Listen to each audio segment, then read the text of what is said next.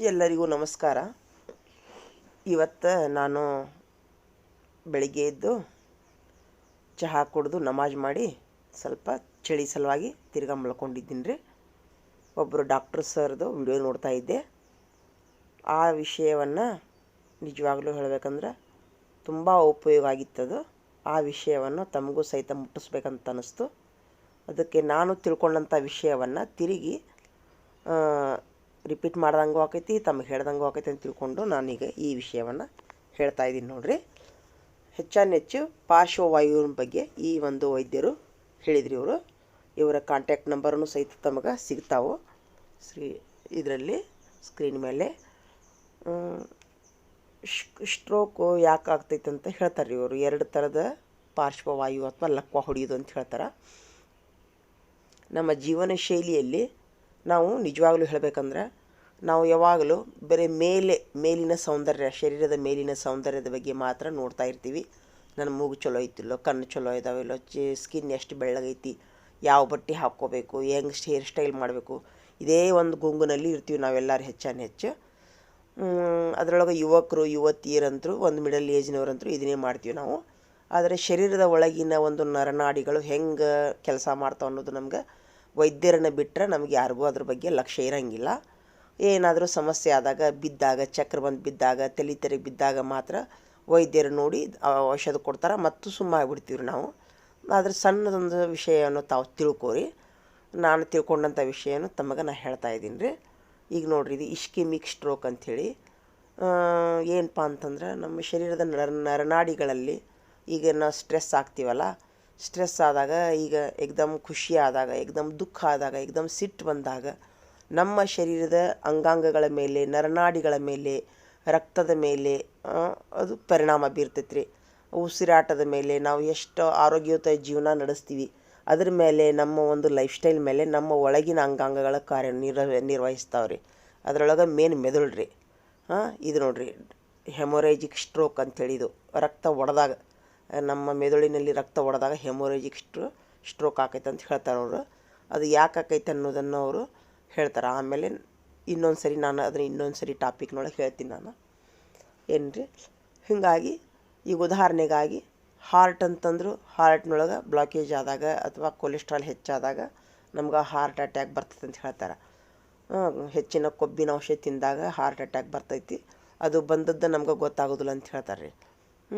ಆದರೆ ಎಣ್ಣೆ ಅಂಶ ನೋಡಿರಿ, ಬಾಡಿ ಒಳಗೆ ಯಾವಾಗಲೂ ಆರೋಗ್ಯವಾಗಿ ಇದೀವಿ ಅಂತಂದ್ರೆ ತಿಳ್ಕೊಬೇಕಂತಂದ್ರೆ ವಾತ ಪಿತ್ತ ಕಫ ನಮ್ಮ ಶರೀರದಲ್ಲಿ ಇರಲಾರ್ದಂಗೆ ನೋಡ್ಕೋಬೇಕಂತ ಹೇಳ್ತಾರೆ ರೀ. ಇವೇ ವಾತ ಪಿತ್ತ ಕಫಗಳೇ ನಮ್ಗೆ ಇದು ಒಂದು ನಾರ್ಮಲ್ ಜೀವನ ಆಯ್ತು ರೀ. ಆದರೆ ನರನಾಡಿ ಒಳಗೆ ರಕ್ತದ ಬಗ್ಗೆ ನಾವು ವಿಚಾರ ಮಾಡಿದಾಗ ಆಮೇಲೆ ಬಿ ಪಿ ಅಂತಂದ್ರೆ ನೋಡಿರಿ, ಹೈ ಬಿ ಪಿ ಮತ್ತು ಲೋ ಬಿ ಪಿ ಬಗ್ಗೆ. ಹೈ ಬಿ ಪಿ ಬಂದಾಗ ಅಥವಾ ಲೋ ಬಿ ಪಿ ಬಂದಾಗ ಸಾವುಗಳು ಸಹಿತ ಸಂಭವಿಸ್ತದೆ ಅಂತ ಹೇಳ್ತಾರೆ ರೀ. ಲೋ ಬಿ ಪಿ ಯಾಕೆ ಆಕೈತೆ ಅಂತಂದ್ರೆ ನಾವು ನಮ್ಮ ಒಂದು ಶರೀರದಲ್ಲಿ ರಕ್ತ ಕಡಿಮೆ ಆತಂದ್ರೆ ರಕ್ತ ಸಂಚಾರ ಹೋಗಿಬಿಡ್ತೈತಿ. ಒಂದು ಶರೀರದ ಅಂಗಾಂಗಗಳಿಗೆ ರಕ್ತ ಸಂಚಾರ ಕುಂಠಿತ ಆಕೈತಿ. ಆನ್ ದಿ ಸ್ಪಾಟ್ ನಮ್ಮ ಶರೀರದ ಒಂದು ಕ್ರಿಯೆ ನಿಂತು ಹೋಗ್ತೈತಿ. ಅದು ಲೋ ಬಿ ಪಿ ಆಕೈತಿ ರೀ. ಹೈ ಬಿ ಪಿ ಅಂತಂದ್ರೆ ಅತೀ ಒಂದು ಸ್ಟ್ರೆಸ್ಸು, ಅಥವಾ ಉದಾಹರಣೆಗಾಗಿ ನಮ್ಮ ಬಾಡಿ ಹೀಟ್ ಆಯ್ತು, ಅಥವಾ ನಮ್ಮ ತಿಂದಂಥ ಆಹಾರದಲ್ಲಿ ಹೆಚ್ಚಿನ ಕೊಬ್ಬಿನ ಅಂಶ, ಏನೋ ಔಷಧೀಯ ಗುಣ, ಅಥವಾ ಏನೋ ಒಂದು ನಮ್ಮ ರಕ್ತ ಎಷ್ಟು ಲಿಮಿಟ್ ತಿಳು ಇರ್ತೈತಲ್ಲ ಅಷ್ಟು ರಕ್ತ ನರನಾಡಿಗಳಲ್ಲಿ ಹರಿತೈತ್ರಿ. ಅದು ಆ ರಕ್ತ ತಿಳು ಇರ್ಲಿಕ್ಕಂತಂದ್ರೆ ಅದು ಹೋಗ್ತಾ ನರನಾಡಿಗಳನ್ನು ಮುಟ್ಟಬೇಕಂದ್ರೆ ಅದು ಏನಾಕೈತಿ, ತಡೆ ಉಂಟಾಕೈತಿ. ಅವಾಗ ನಮಗೆ ಹೈ ಬಿ ಪಿ ಎತ್ತಿ ಹೋಗೋದಂಗೆ ಆಗೋದು, ಅಂದ್ರೆ ಸರಿಯಾದ ನಮ್ಮ ಆರ್ಗನ್ಸ್ಗಳು ಕೆಲಸ ಮಾಡೋಂಗಿಲ್ಲ. ಇದು ಹೈ ಬಿ ಪಿ ಅನಿಸ್ಕೊತೈತಿ ರೀ. ಆಮೇಲೆ ಈಗೇನಂದ್ರೆ ಅದೇ ಹೇಳ್ತಾರಲ್ರಿ ಅವರು, ಎಲ್ಲೇ ಹೈ ಬಿ ಪಿ ಆಕೈತಿ ಅಲ್ಲೇ ಸ್ಟ್ರೋಕ್ ಆಕೈತಿ ಅಂತ ಹೇಳ್ತಾರೆ. ಹೇಳಿದ್ನಲ್ಲ ಈಗ, ಇಸ್ಕಿಮಿಕ್ ಸ್ಟ್ರೋಕ್ ಅಂದ್ರೆ ನಮ್ಮ ಮೆದುಳಿನ ರಕ್ತನಾಳಗಳು ವೀಕ್ ಆಗ್ತಾವಂತ್ರಿ. ವೀಕ್ ಆದಾಗ ಇಸ್ಕಿಮಿಕ್ ಸ್ಟ್ರೋಕ್ ಆಕೈತೆ ಅಂತ ಹೇಳ್ತಾರೆ. ಹೆಮೊರೇಜಿಕ್ ಸ್ಟ್ರೋಕ್ ಅಂತಂದ್ರೆ ನಮ್ಮ ಮೆದುಳಿನ ರಕ್ತನಾಳಗಳು ಒಡೆದಾಗ ಅದು ಹೆಮೊರೇಜಿಕ್ ಸ್ಟ್ರೋಕ್ ಅಂತ ಹೇಳ್ತಾರೆ. ಅಂದ್ರೆ ಒಡಿಲಾರ್ದಂಗೂ ನೋಡ್ಕೋಬೇಕ್ರಿ ನಾವು, ವೀಕ್ ಆಗಲಾರ್ದಂಗೂ ನೋಡ್ಕೋಬೇಕ್ರಿ. ಅದು ಹಂಗೆ ಆಗ್ಬೇಕಂತಂದ್ರೆ ನಾವು ಸರಿಯಾದ ಆಹಾರ ಊಟ ಮಾಡಬೇಕು, ಒಳ್ಳೆಯ ನಿದ್ದೆ ಮಾಡಬೇಕು, ವ್ಯಾಯಾಮ ಮಾಡಬೇಕು ಅಂತ ಹೇಳ್ತಾರೆ ರೀ ವೈದ್ಯರು. ಹೀಗಾಗಿ ನಾವು ಆರೋಗ್ಯಯುತವಾದ ಜೀವನ ಸಾಗಿಸ್ಬೇಕಂದ್ರೆ ಅದರಲ್ಲೇನ ಸಹಿತ ನಾವು ಒಂದು ಒಳ್ಳೆಯ ಜೀವನವನ್ನು ನಡೆಸೋನು. ಅದರ ನಮ್ಮ ಒಂದು ಒಳಗಿನ ಅಂಗಾಂಗಗಳ ಬಗ್ಗೆ ನಾವು ಲಕ್ಷ್ಯ ಕೊಡೋನು. ಇನ್ನು ಹೆಮರೇಜಿಕ್ ಸ್ಟ್ರೋಕು ಮತ್ತು ಇಸ್ಕಿಮಿಕ್ ಸ್ಟ್ರೋಕು ಆದಾಗ ನಮಗೆ ಒಂದಿಷ್ಟು ಲಕ್ಷಣಗಳು ಕಂಡುಬರ್ತಾವೆ ಅಂತ ಹೇಳ್ತಾರೆ ಅವರು. ಏಕಾಏಕಿ ಮುಖದ ಮುಂದೆ ಇದೊಂದು ಮುಖ ಐತೆಲ್ಲ ಒಂಥರ ಏನು ಸೊಟ್ಟಾಗಕ್ಕೆ ಚಲೋ ಮಾಡ್ತದೆ ಅಂತ ಹೇಳ್ತಾರೆ. ಇನ್ನು ಇದು ಕೈಗಳ ಒಂದು ಏನು ಇದು ಒಂದು ಅವ್ರದ್ದು ಒಂದು ಏನಂತಂತಂದ್ರೆ ಕೈಗಳಲ್ಲಿ ಗ್ರಿಪ್ ಹೋಗ್ತೈತ್ರಿ. ಇಲ್ಲಿಕಂತಂದ್ರೆ ಕಾಲುಗಳು ನಿಂತಲ್ಲೇ ಕುಸ್ದಂಗೆ ಆಗೋದು, ಏಕಾಏಕಿ ಜೋಲು ಹೋದಂಗೆ ಆಗೋದು, ಇವೆಲ್ಲ ಏನಪ್ಪ ಅಂತಂದ್ರೆ ಸ್ಟ್ರೋಕ್ ಆಗುವಂಥ ಲಕ್ಷಣಗಳಂತ ಹೇಳ್ತಾರೆ ಅವರು. ಅವಾಗೆಲ್ಲ ಆದಾಗ ನಾವೇನು ಮಾಡ್ತೀವಿ, ನಿರ್ಲಕ್ಷ್ಯ ಮಾಡ್ತೀವಿ. ನಿರ್ಲಕ್ಷ್ಯ ಮಾಡಲಾರ್ದನ ವೈದ್ಯರ ಬಳಿಗೆ ಹೋಗಿ ಸರಿಯಾಗಿ ಚೆಕಪ್ ಮಾಡಿಸ್ಕೊಂಡ್ರೆ ನಮಗೆ ಮುಂದೆ ಆಗುವಂಥ ದೊಡ್ಡ ಅನಾಹುತಗಳನ್ನು ನಾವು ತಡೆಗಟ್ಬೋದು ಅಂಥೇಳಿ ಈ ವೈದ್ಯರು ತಿಳುವಳಿಕೆ ಕೊಡ್ತಾರೆ. ಈ ವೈದ್ಯರನ್ನು ತಾವು ಭೇಟಿ ಆಗ್ಬೇಕಂದ್ರೆ ಸ್ಕ್ರೀನ್ ಮೇಲೆ ನಂಬರ್ ಅದಾವೆ, ಅವರಿಗೆ ಡೈರೆಕ್ಟಾಗಿ ಭೇಟಿ ಆಗ್ರಿ ನೀವು. ಏನ್ರಿ ನೋಡಿರಿ, ಇದು ರಕ್ತದಲ್ಲಿರುವಂಥ ಕೊಲೆಸ್ಟ್ರಾಲನ್ನು ಹೇಳ್ತೈತಿ. ಇದು ನಾರ್ಮಲ್ ರಕ್ತ, ಇದು ಹಿಂಗೆ ನಾರ್ಮಲ್, ಇದು ಇಷ್ಟೇ ಕೊಬ್ಬಿರಬೇಕು. ರಕ್ತನಾಳಗಳಲ್ಲಿ ಕೊಬ್ಬು ಇತ್ತಂದ್ರೆ ರಕ್ತ ಸಂಚಾರ ಅಡೆತಡೆ ಆಗ್ತೈತೆ ಅಂತೆಲ್ಲ, ಹಾರ್ಟ್ ಬರ್ತೈತೆ ಅಂತೆಲ್ಲ ಹೇಳ್ತಾರೆ ರೀ ಇವರು. ಅದಕ್ಕೆ ತಾವು ತಿಳಿದಷ್ಟು ಆದಷ್ಟು ಹಣ್ಣು ಹಂಪಲುಗಳನ್ನು ತಿನ್ನಿರಿ, ತರಕಾರಿಯನ್ನು ತಿನ್ನಿರಿ, ಸೂಪ್ ಕುಡೀರಿ.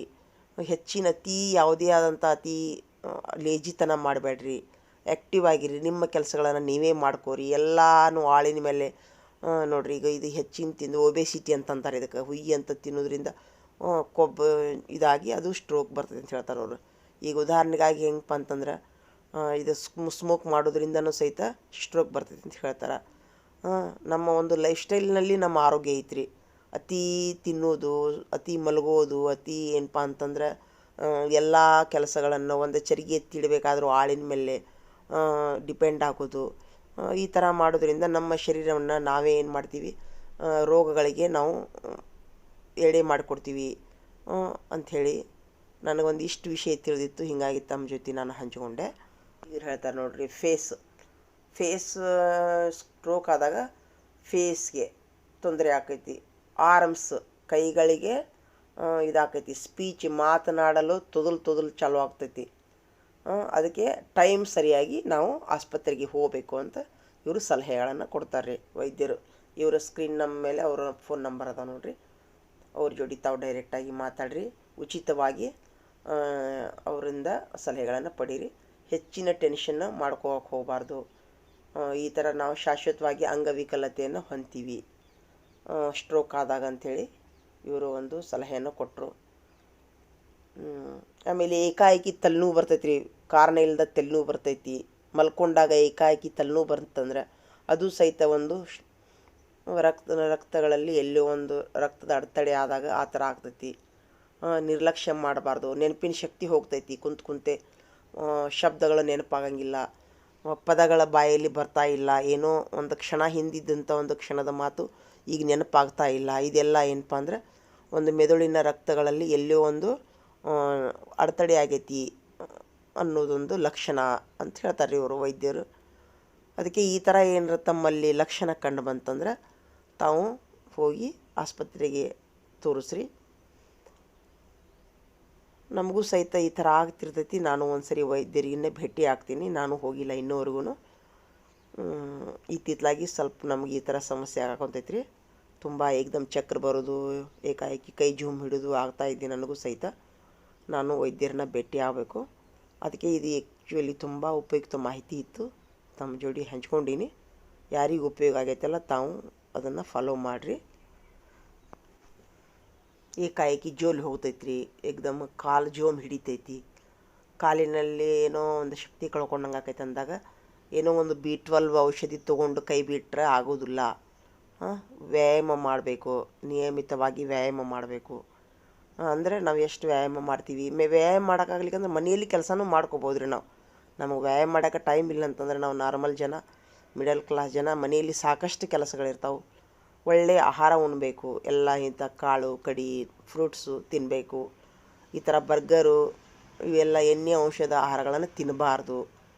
ಇದೆಲ್ಲ ನಮ್ಮ ಒಂದು ಆರೋಗ್ಯದ ಗುಟ್ರಿ. ಇದು ಏನೋ ತಿಂದು ಏನೋ ಒಂದು ಬದುಕಿ ಏನೋ ಒಂದು ಅನ್ನೋಕ್ಕಿಂತರೂ ಎಷ್ಟು ಸಾಧ್ಯ ಆಕೈತೆ ಅಷ್ಟು ಅದೇ ಒಂದು ಹಣದಲ್ಲಿ ನೋಡಿರಿ. ಇಸ್ಕಿಮಿಕ್ ಸ್ಟ್ರೋಕ್ ಇಸ್ಕೀಮಿಕ್ ಸ್ಟ್ರೋಕ್ ಅಂತಂದ್ರೆ ರಕ್ತನಾಳಗಳು ವೀಕ್ ಆಗ್ತಾವೆ. ಹೆಮೊರೇಜಿಕ್ ಸ್ಟ್ರೋಕ್ ಅಂದ್ರೆ ರಕ್ತನಾಳಗಳು ಒಡಿತಾವೆ ಅಂತ ಹೇಳ್ತಾರೆ ಇವರು. ಇದ್ರ ಬಗ್ಗೆ ನನಗೂ ಗೊತ್ತಿದ್ದಿದ್ದಿಲ್ಲ, ಇವತ್ತು ನಾನು ತಿಳ್ಕೊಂಡಂಥ ವಿಷಯವನ್ನು ತಮ್ಮ ಜೊತೆ ನಾನು ಶೇರ್ ಮಾಡ್ಕೊಂಡೀನಿ.